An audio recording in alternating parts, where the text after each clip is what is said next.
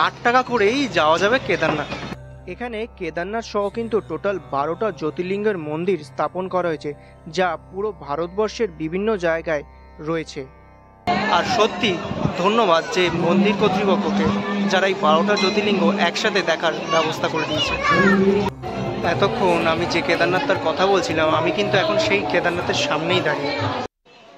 এখন সময়টা হচ্ছে জুন মাস, আর এই সময়টা কিন্তু কেদারনাথ যাওয়ার জন্য সব থেকে ভালো সময়।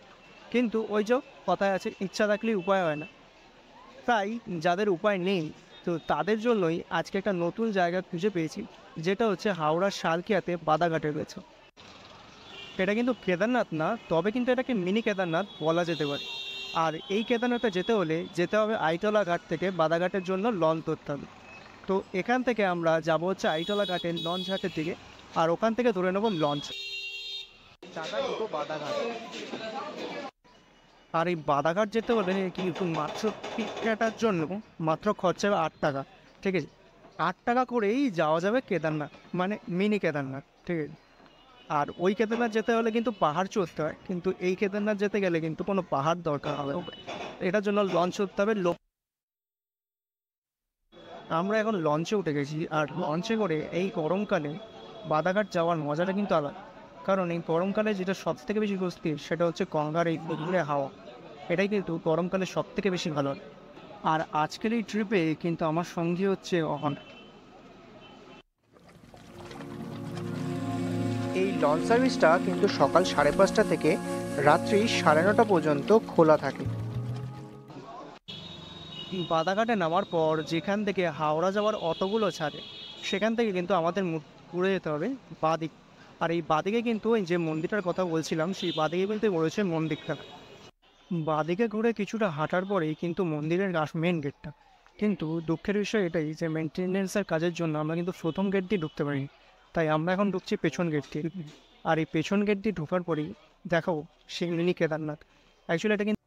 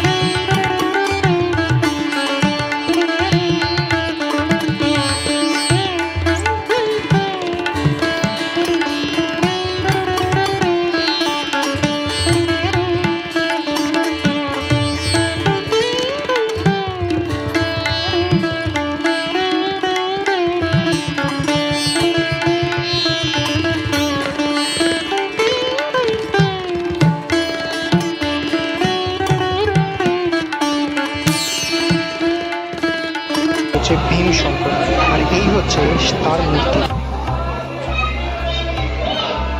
10 নম্বরে যে জ্যোতির্লিঙ্গটি আছে সেটি হচ্ছে ওঙ্কারেশ্বর, আর এই হচ্ছে তার মূর্তি। আর 11 নম্বরে যে জ্যোতির্লিঙ্গটি আছে সেটি হচ্ছে বিশ্বনাথ, আর এই হচ্ছে তার মূর্তি।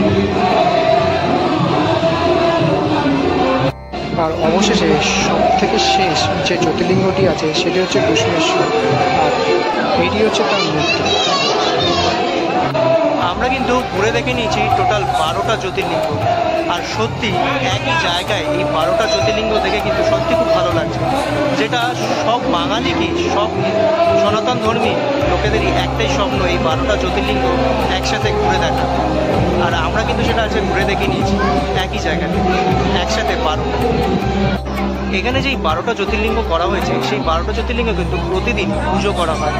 আর সত্যি ধন্যবাদ যে মন্দির কর্তৃপক্ষকে, যারা এই 12টা জ্যোতির্লিঙ্গ একসাথে দেখার ব্যবস্থা করে দিয়েছে। এই 12টা জ্যোতির্লিঙ্গ ছাড়াও এই মন্দিরের আরেকটা যেটা সব থেকে বড় আকর্ষণ সেটা হচ্ছে এই শিব মূর্তি, যেটা সব থেকে বড়, যেটা গঙ্গার ওই পার মানে আইটলা ঘাট বা ভূতনাথ থেকেও স্পষ্ট দেখা যায়।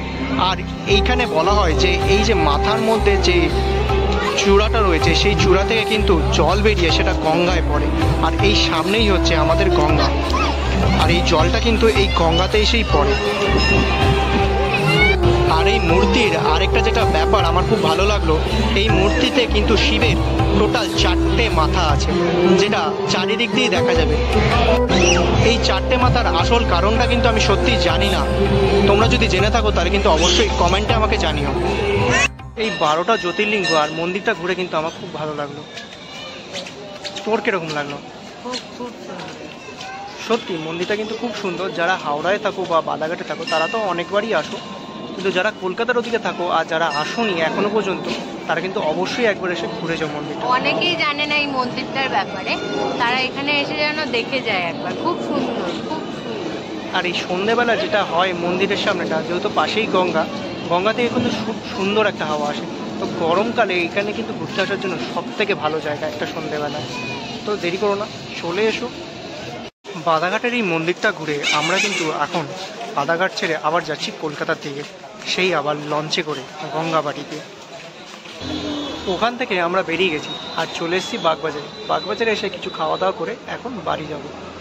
আর আরেকটা কথা, অনেকেই আছো যারা আমার ভিডিওটা দেখছো, অনেকেই দেখছে কিন্তু সাবস্ক্রাইব করছে না। তো এদের রিকোয়েস্ট করবো, যারা দেখছো সাবস্ক্রাইব করছো না তারা কিন্তু প্লিজ সাবস্ক্রাইব করো, এতে আমার ভিডিও বানাতে কিন্তু মোটিভেশন বাড়বে। তো প্লিজ সাবস্ক্রাইব করো। আবার দেখা হচ্ছে নতুন কোনো ভিডিওতে, নতুন কোনো জায়গাতে। চলো আজকের জন্য টাটা, বাই বাই।